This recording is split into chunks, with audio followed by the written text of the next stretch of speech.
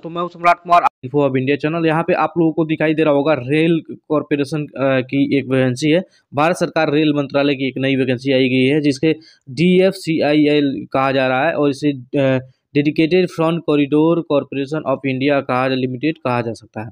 और इसमें आप लोग को देखेंगे वैकेंसी जो निकली हुई है उसमें MTS की पोस्ट है, उसके साथ ही मैनेजर का भी पोस्ट है और उसके साथ ही एग्जीक्यूटिव के भी पोस्ट हैं। तो हम इस बारे में बात करने वाले हैं कि जो आपका क्वालिफिकेशन क्या रहने वाला है, सिलेक्शन प्रोसेस कैसे होने वाला है, सिलेबस का मेथड क्या है, सब डिटेल के बारे में इस वीडियो में बताने वाला है। तो चलिए शुरू करते हैं। यहाँ पे आप देखेंगे ऑनलाइन एप्लीकेशन फॉर्म भरने का जो डेट है वो 18 जनवरी 2025 से स्टार्ट हो गया है, यानी कि आज से स्टार्ट हो गया है। और जो है अगला महीना में यानी कि फरवरी में 16 तारीख तक आप एप्लीकेशन फॉर्म भर सकते हैं। फरवरी में यहाँ पे 23 से 27 तक जो है वो अगर जो एप्लीकेशन फॉर्म में कुछ गलती करते हैं आप तो आप लोगों का जो टेस्ट है वो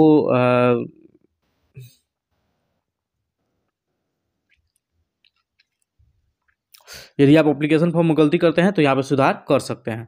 यहाँ पे देखेंगे tentative schedule first stage computer exam जो है वो अप्रैल में लिया जाएगा और अगस्त में आप लोगों को CBT 2 लिया जाएगा। इसमें PT भी होने वाला है जो कि अक्टूबर नवंबर में 2025 में होगा। अब क्वालिफिकेशन की बात कर लेते हैं तो यहाँ पे जूनियर मैनेजर के फाइनेंस में वैकेंसी है जिसमें 3 वैकेंसी है। और आप देखेंगे fast final examination of CA आप किए हैं तो आप लोग भर सकते हैं। अब यहाँ पे पोस्ट देखेंगे एग्जीक्यूटिव का पोस्ट है, यहाँ पे देखेंगे एग्जीक्यूटिव सिविल का पोस्ट है और यहाँ पे वैकेंसी जो होने वाली है वो 36 वैकेंसी है।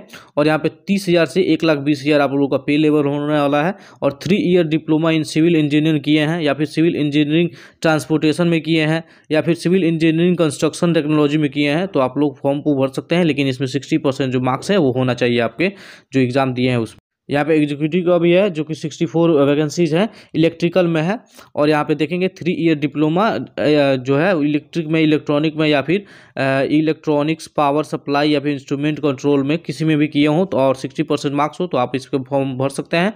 उसके साथ ही यहाँ पे जो एग्जीक्यूटिव का वैकेंसी है यहाँ पे सिग्नल एंड टेली कम्युनिकेशन की भी वैकेंसी है जो कि 3 ईयर डिप्लोमा इन जो वही क्वालिफिकेशन इसमें भी मांगा जा रहा है।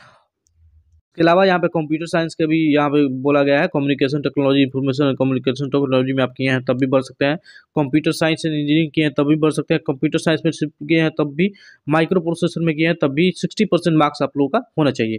यहाँ पे मल्टीटास्किंग स्टाफ का देख लेते हैं हम। मल्टीटास्किंग स्टाफ में जो सैलरी मिलने वाली है वो 16,000 से लेके और 45,000 के बीच में मिलने वाली है, यानी कि लेवल 1 का पे लेवल है, यानी कि आप लोगों का जो पूरा पेमेंट मिलने वाला है वो लगभग 25 के करीब मिलेगा और उसमें DA TA जो होगा वो जोड़ के मिलेगा। यहाँ पे जो क्वालिफिकेशन होने वाला है वो मैट्रिक पास होने वाला है। आप देखेंगे matric plus minimum 1 year duration course completed act apprenticeship ITI approved by NCBT या NCBT यानी कि आप लोगों का जो MTS है, MTS में जो है 10th पास किए हैं आप और प्लस में आप लोगों को ITI किए हैं तभी इस फॉर्म को भर सकते हैं। 1 साल का कम से कम ITI आप लोगों के पास होना चाहिए। डिप्लोमा किए हैं तब भी आप फॉर्म को भर सकते हैं। यहाँ पे जो वैकेंसी होने वाली है वो 464 वैकेंसी है और यहाँ पे देखेंगे 194 अनरिजर्व की है, SC के साथ तो है 70 है, ST की जो है 32 है, OBC नॉन क्रिमिनल के 122 है और EWS की 46 वैकेंसी है।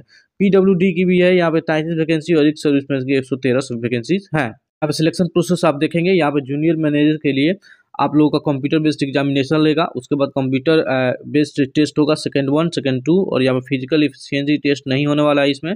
और डॉक्यूमेंट वेरिफिकेशन होगा, मेडिकल टेस्ट होगा, उसके बाद मेरिट आएगा, मेरिट में आपका नाम आ जाएगा। उसके बाद एग्जीक्यूटिव और सिविल में देखेंगे और एग्जीक्यूटिव इलेक्ट्रिक और एग्जीक्यूटिव SNT में ऐसा सिग्नल एंड टेलीकम्युनिकेशन में तो आप देखेंगे यहाँ पे जो है वो CBT 1 होगा, CBT 2 होगा। यहाँ पे फिजिकल एफिशिएंसी टेस्ट नहीं, जो फिजिकल एफिशिएंसी टेस्ट यानी कि PT नहीं होने वाला है, डॉक्यूमेंट वेरिफिकेशन होगा, उसके बाद से मेडिकल टेस्ट होगा, मेरिट में नाम आ जाएगा।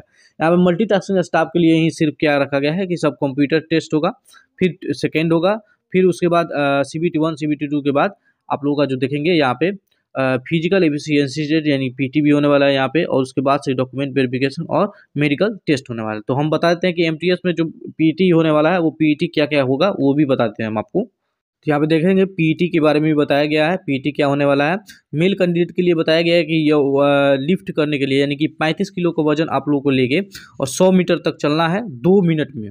2 मिनट में आपको 35 किलो का वजन 100 मीटर तक चलना है और एक ही चांस रहेगा और आपको एक भी बार रखने का मौका नहीं दिया जाएगा। यहाँ पे should be able to run यानी रनिंग भी है, 100 मीटर आप लोग को 1000 मीटर जो है रन करना है, और यहाँ पे 4 मिनट में आप लोगों को 4 मिनट 15 सेकंड में आप लोगों को रन करना है, एक ही चांस दिया जाएगा। यहाँ पे फीमेल कैंडिडेट के लिए भी बताया गया है, यदि आप 20 kg का वजन आप लेके 100 मीटर तक चल देती हैं और यहाँ पे 2 मिनट में, तो आप विदाउट रखे हुए तो यहाँ पे आप सिलेक्ट हो जाएंगी। और यहाँ पे should be able to run distance of 1000 metre, और यहाँ पे 1000 मीटर आप लोगों को 5 मिनट 40 सेकंड में आप लोगों को, तो ये तो नॉर्मल है, ये आप लोग कैसे भी कर लेंगे।